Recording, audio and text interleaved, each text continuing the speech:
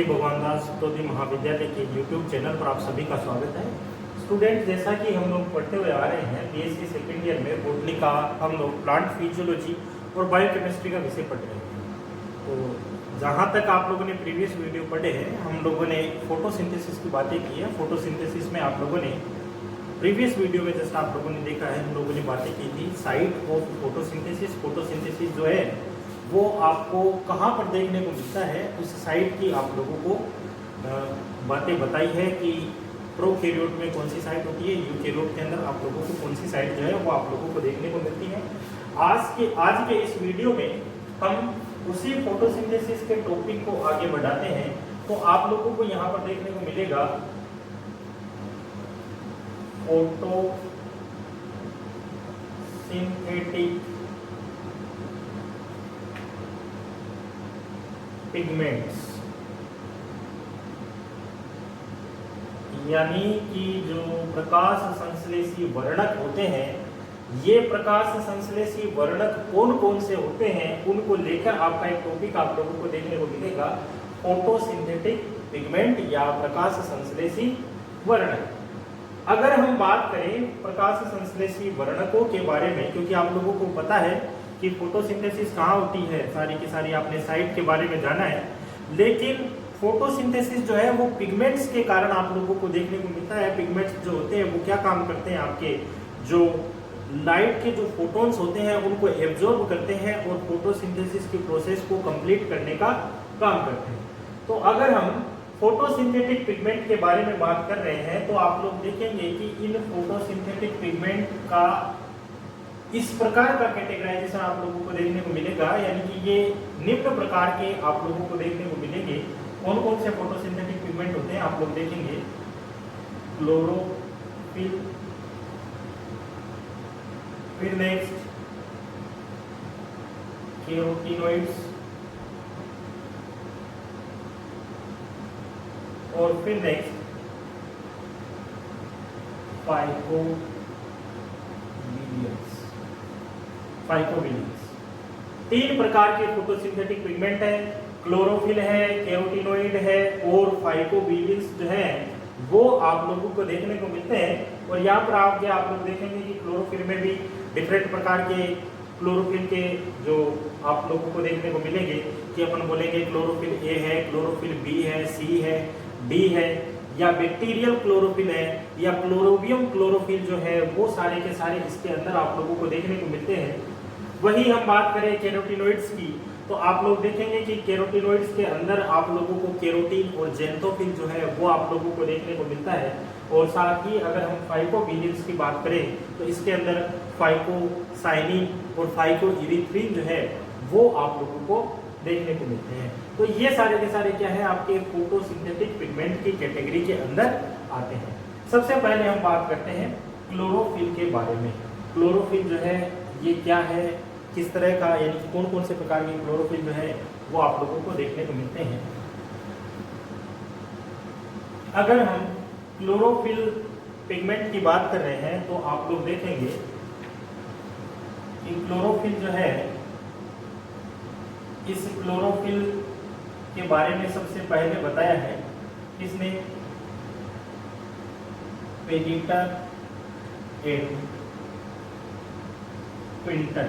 Chlorophyll शब्द दिया है, क्लोरोफिल के बारे में बताया है पेलिटर और क्विंटन ने। फिर इसके बाद में एक दूसरे साइंटिस्ट आप लोगों को देखने को मिलेंगे, कौन से, विल्स टेटर। इन्होंने क्या किया है कि जो आपका क्लोरोफिल पिगमेंट पाया जाता है उसकी किस प्रकार की स्ट्रक्चर होती है, उस स्ट्रक्चर के बारे में किसके द्वारा बताया गया है, विल्स टेटर के द्वारा बताया गया। तो आप लोगों को ध्यान में रखना है कि क्लोरोफिल के बारे में सबसे पहले आप लोगों को जो है रिपोर्ट पेश की गई है वो किसके द्वारा, पेलिटर और क्विंटन के द्वारा क्लोरोफिल शब्द दिया गया है। फिर विल्स टेटर ने क्या किया, क्लोरोफिल की स्ट्रक्चर के बारे में समझाया है।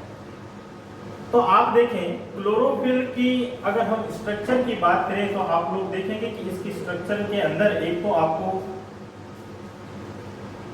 टेट्रा पाइनोजिक हेड पोर्शन देखने को मिलता है और एक साथ में ही आपको क्या देखने को मिलता है, फाइटोल टेल पोर्शन जो है वो आप लोगों को देखने को मिलता है। यानी कि क्लोरोफिल के स्ट्रक्चर में क्या पाई जाती है, टेट्रा पायरोलिक जो है वो पाई जाती है, जो कि हेड पोर्शन बनाती है इसका।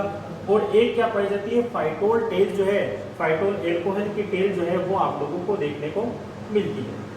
यहाँ पर आप लोग देखेंगे कि जो पायरोलिक हेड पोर्शन जो होता है इसमें से, यानी कि इसके अंदर, इस पायरोलिक हेड के अंदर, पायरोलिक हेड जो है इसके अंदर पाया जाता है मैग्नीशियम का परमाणु जो है वो आप लोगों को देखने को मिलता है। ये क्लोरोफिल की विशेषता है कि पायरोलिक हेड के अंदर मैग्नीशियम परमाणु की प्रेजेंस जो है वो आप लोगों को देखने को मिलती है। दूसरा आप लोग देखेंगे कि ये पायरोलिक रिंग जो होती है वो एक के ऊपर एक अरेंज आप लोगों को देखने को मिलती है। और साथ ही एक पायरोलिक रिंग के साथ में आप लोग देखेंगे कि फाइटोल एल्कोहल की जो टेल है वो लगी हुई होती है। तो ये सारा का सारा आपको किसका स्ट्रक्चर देखने को मिलता है, क्लोरोफिल का स्ट्रक्चर जो है वो आप लोगों को देखने को मिलता है। यानी कि आप कहें कि इस प्रकार का आपको पोर्शन देखने को मिलता है।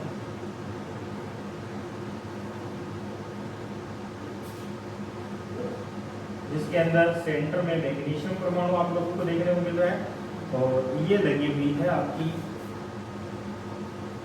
फाइटोल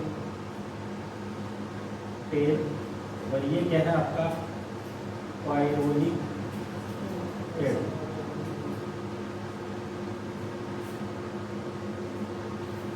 ये पूरा का पूरा क्लोरोफिल के स्ट्रक्चर के रूप में आप लोगों को देखने को मिलता है। तो सिंपली ध्यान में रखना है कि क्लोरोफिल के स्ट्रक्चर के अंदर क्या होती है, टेट्रा पायरोलिक हेड पोर्शन पाया जाता है, फाइटोल टेल पाई जाती है। टेट्रा पायरोलिक हेड के अंदर मैग्नीशियम परमाणु आप लोगों को देखने को मिलता है। और ये पायरोलिक जो रिंग्स होती है वो एक के ऊपर एक अरेंज आप लोगों को देखने को मिलती है, जिसमें से एक रिंग के साथ में क्या जुड़ा हुआ है, फाइटोल एल्कोहल की जो टेल होती है वो जुड़ी हुई आप लोगों को देखने को मिलती है। और ये क्लोरोफिल क्या करता है, जो प्रकाश के जो फोटोन होते हैं उनको एब्जॉर्ब करता है और फोटोसिंथेसिस की प्रोसेस को कंप्लीट करवाने का काम करता है। तो यहाँ पर आप लोगों ने देखा कि क्लोरोफिल की जो है खोज किसके द्वारा की गई है, इसके स्ट्रक्चर के बारे में किसने बताया, स्ट्रक्चर किस प्रकार की आप लोगों को देखने को मिलती है। अब आप लोग देखेंगे कि हम अगर प्लांट्स की बात करें, आप एल्गी वगैरह की बातें करें, या फिर उन ऑर्गेनिजम्स की बात करें कि जिनके अंदर फोटोसिंथेसिस हो रहा है, जिनके अंदर क्लोरोफिल पाया जा रहा है, तो कई प्रकार के क्लोरोफिल जो है वो आप लोगों को मोस्टली देखने को मिलते हैं। और उन क्लोरोफिल मॉलिक्यूल का जो मॉलिक्यूलर फॉर्मूला होता है वो भी आप लोगों को डिफरेंट प्रकार का जो है वो आप लोगों को देखने को मिलता है, जिनमें से आपका ऑब्जेक्टिव टाइप क्वेश्चन जो है वो कई बार बनाया जाता है। तो इसमें से हम लोग बात करेंगे कुछ क्लोरोफिल मॉलिक्यूल की कि उनका फॉर्मूला आप लोगों को किस प्रकार का देखने को मिलता है। तो सबसे पहले हम बात करें chlorophyll A, chlorophyll A B C D, या बैक्टीरियल क्लोरोफिल या क्लोरोबियम क्लोरोफिल, इस रूप में आप लोगों को देखने को मिलता है। तो हम बात कर रहे हैं क्लोरोफिल ए। क्लोरोफिल ए जो है इसका फॉर्मूला आप लोगों को क्या देखने को मिलेगा, आप लोगों को देखने को मिलेगा C55,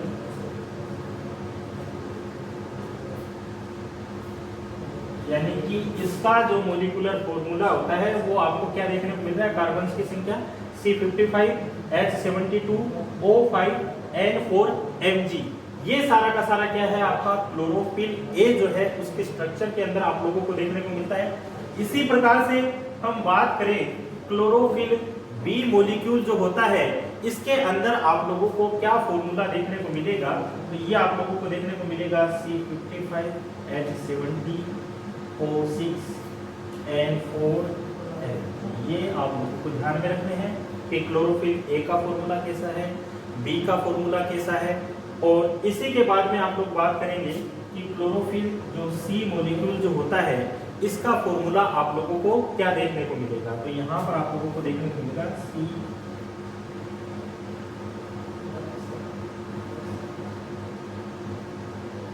CN4M, यानी कि यहाँ पर क्या होता है C35 H32 O5 N4 Mg जो है वो आप लोगों को क्लोरोफिल सी का फॉर्मूला जो होता है वो मोस्टली आप लोगों को देखने को मिलता है। तो ए बी सी इसका आप लोगों को ध्यान में रखना है।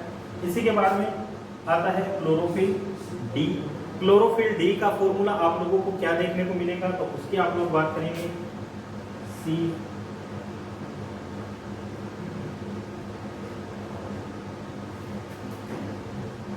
क्लोरोफिल डी के फॉर्मूले में C54H70O6N4Mg ये फॉर्मूला आप लोगों को देखने को मिलता है। और साथ में ही आप लोगों को देखने को मिलेगा क्लोरोबियम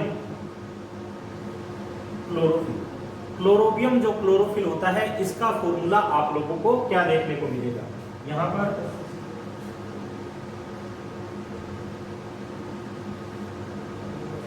तो ये सारा का सारा आपको क्लोरोबियम जो क्लोरोफिल है उसका फॉर्मूला है C55H74O6N4Mg। यहां से आपका ऑब्जेक्टिव टाइप क्वेश्चन बनने की संभावना है, किसी से रिलेटेड भी आपका ऑब्जेक्टिव टाइप क्वेश्चन बन सकता है। क्लोरोफिल ए से भी हो सकता है, बी से भी हो सकता है, सी से भी हो सकता है, डी से भी हो सकता है। तो ये थोड़े से आप लोगों को ध्यान में रखना है। तो फर्स्ट फोटोसिंथेटिक पिगमेंट आप लोगों ने पढ़ा है क्लोरोफिल। क्लोरोफिल के फॉर्मूले जो है ये आप लोगों को ध्यान में रखने हैं। इसके बाद में हम बात करते हैं दूसरे फोटोसिंथेटिक पिगमेंट के बारे में।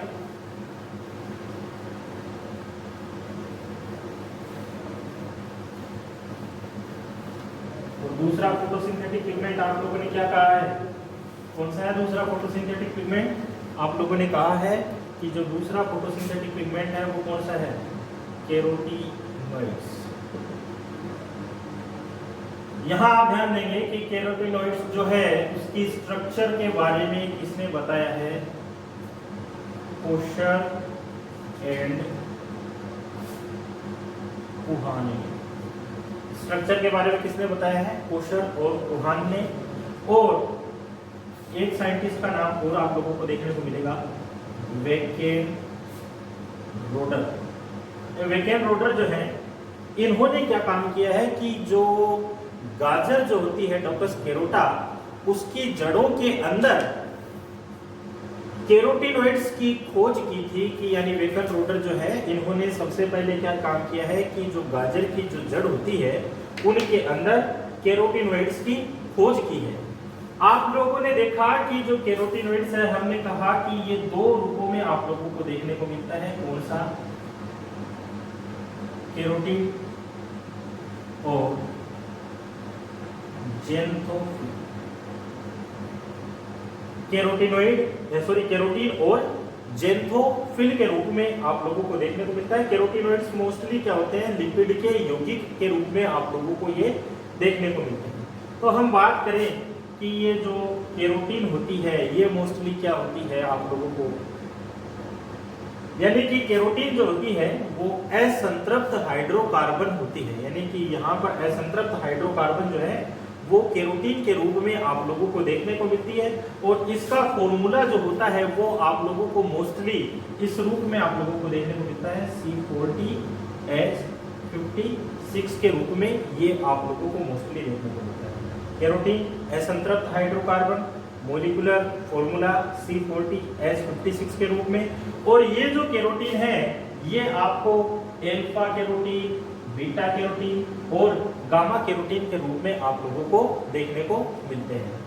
दूसरा हम लोग बात करें कि जेंथोफिल। अब ये जेंथोफिल क्या है, जो आपके ऑक्सीकृत कैरोटीन्स है उनको हम लोग क्या कह देते हैं, जेंथोफिल के नाम से हम लोग जानते हैं।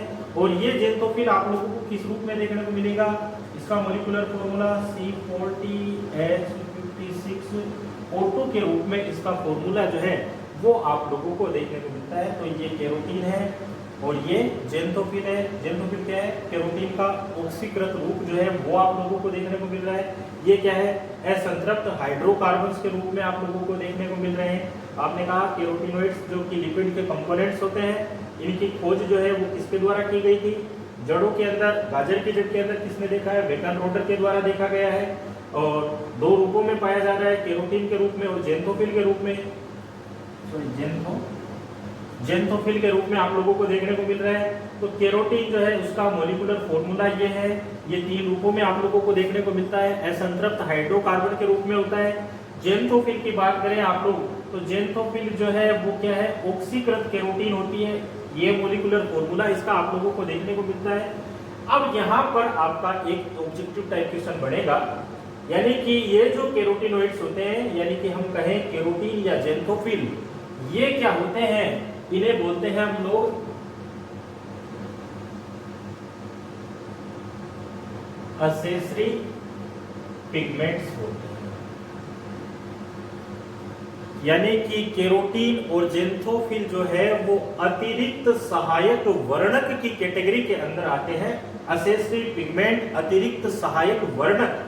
अतिरिक्त सहायक वर्णक इस कारण से कहा जाता है क्योंकि ये पिगमेंट क्या करते हैं, लाइट के फोटोन को एब्जॉर्ब करते हैं और एब्जॉर्ब करने के बाद में उन्हें क्या करते हैं, क्लोरोफिल मॉलिक्यूल्स जो है उनको प्रोवाइड करवाने का काम करते हैं। इस कारण से इन्हें क्या कहा जाता है, असेसरी पिगमेंट या अतिरिक्त सहायक वर्णक की संज्ञा जो है इन्हें दी जाती है। ये क्वेश्चन पूछा जाता है, अतिरिक्त सहायक वर्णक या असेसरी पिगमेंट्स कौन से होते हैं, केरोटीन और जेंथोफिल।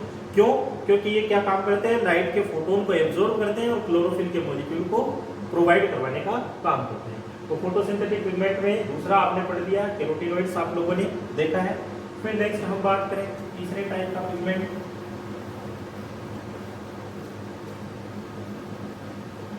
तीसरे टाइप का पिगमेंट कौन सा था, आपने कहा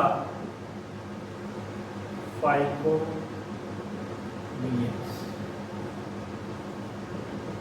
ये जो फाइकोबिलियंस है ये भी आप लोगों को क्लोरोफिल की स्ट्रक्चर के जैसा देखने को मिलेगा। यानी कि यहाँ पर भी टेट्रा पायरोलिक रिंग जो है वो आप लोगों को देखने को मिलती है, लेकिन इसकी टेट्रा पायरोलिक रिंग के अंदर आपको मैग्नीशियम परमाणु नहीं देखने को मिलता है और साथ ही इनके अंदर फाइटोल टेल जो है वो आप लोगों को नहीं देखने को मिलती है। यानी कि क्लोरोफिल के जैसी स्ट्रक्चर है, लेकिन मेन अंतर यह है कि इनकी जो टेट्रा पायरोलिक रिंग होगी उनके अंदर मैग्नीशियम परमाणु नहीं पाया जाएगा, फाइटोल टेल नहीं पाई जाएगी और साथ ही आप लोगों को देखने को मिलेगा कि इनके अंदर जो टेट्रा पायरोलिक रिंग पाई जाती है वो एक सीधी रेखा के रूप में आप लोगों को देखने को मिलती है, जबकि वहां पर आपने क्या देखा था, एक के ऊपर एक रिंग का अरेंजमेंट आप लोगों को देखने को मिलता है।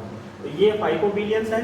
आप लोग देखेंगे कि ये जो फाइकोबिलियंस है ये भी दो प्रकार का आप लोगों को देखने को मिलता है। कौन सा, फाइको इरिथ्रिन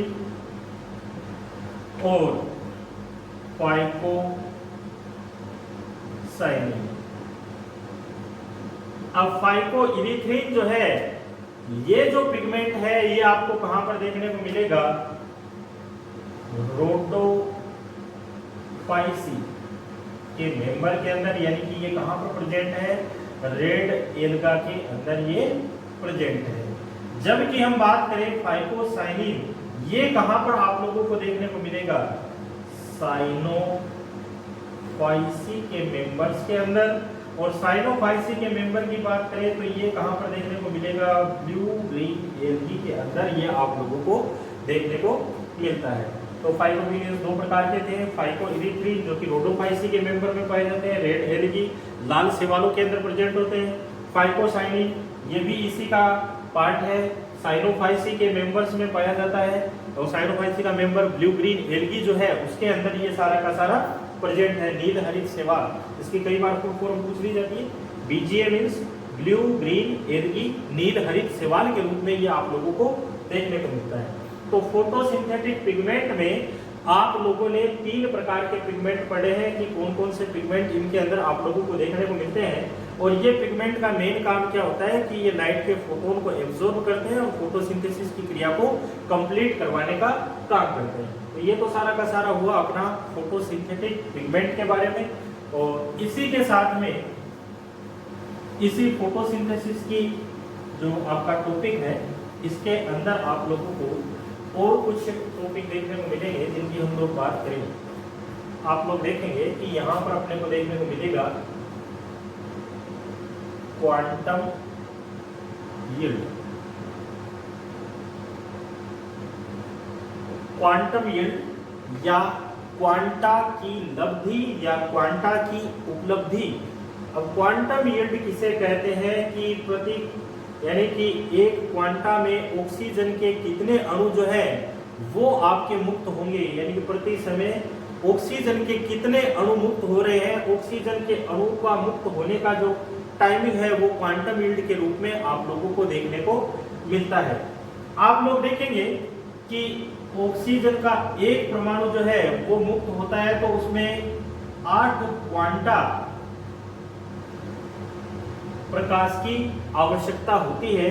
और इस कारण से आप लोग देखेंगे कि क्वांटम यील्ड बराबर होता है 1/8 बराबर आप लोगों को देखने को मिलेगा 12.5%। यानी ऑक्सीजन के एक अणु को मुक्त करने के लिए जितने क्वांटा प्रकाश की आवश्यकता होती है उसे हम लोग क्या कहते हैं, क्वांटम यील्ड या क्वांटा की लब्धि या क्वांटम उपलब्धि के नाम से जाना जाता है। एक बार फिर से डेफिनेशन सुन लीजिएगा। एक ऑक्सीजन के मॉलिक्यूल को मुक्त करने के लिए जितने क्वांटा प्रकाश की आवश्यकता होगी वो क्या है, क्वांटम यील्ड या क्वांटम उपलब्धि है। आपने देखा कि ऑक्सीजन के अणु को रिलीज करने के लिए कितने क्वांटा की आवश्यकता होती है, 8 क्वांटा की आवश्यकता होती है। तो क्वांटम यील्ड बराबर अपन करते हैं 1/8 बराबर 12.5% के रूप में आप लोगों को देखने को मिलता है। तो ये सारा का सारा आप लोगों को कहां पर देखने को मिलेगा, क्वांटम यील्ड के अंदर आप लोगों को देखने को मिलता है। तो सारा का सारा आपने पढ़ा क्वांटम यील्ड क्या होता है, इससे रिलेटेड भी आप लोगों को ऑब्जेक्टिव टाइप क्वेश्चन के अंदर आप लोगों को देखने को मिलता है। अब इसी के साथ में आप लोगों के इसके अंदर थोड़े कुछ छोटे टॉपिक और आप लोगों को देखने को मिलेंगे, जो कि हम फोटोसिंथेसिस की मैकेनिज्म की हम बात करेंगे उससे पहले आप लोगों को देखने को मिलेंगे, जिनके अंदर हम लोग जिक्र करेंगे आप लोगों का। अभी तो क्वांटम यील्ड देखा है, आप लोग देखेंगे कि तापमान गुणांक क्या होता है या इमर्सन इफेक्ट क्या होता है, रेड ड्रॉप इफेक्ट जो होता है वो क्या होता है, तो उनका जिक्र हम नेक्स्ट वीडियो के अंदर करेंगे। यहाँ तक के वीडियो में आप लोग मेन ध्यान दीजिएगा, हम लोगों ने जिक्र किया है फोटोसिंथेटिक पिगमेंट्स के बारे में और क्वांटम यील्ड क्या होता है उसके बारे में हम लोगों ने जिक्र किया है। और आई थिंक यहाँ तक का मैटर आप लोगों को समझ में आ गया होगा। आगे के वीडियो में हम नए टॉपिक के साथ में मिलेंगे, तब तक के लिए धन्यवाद।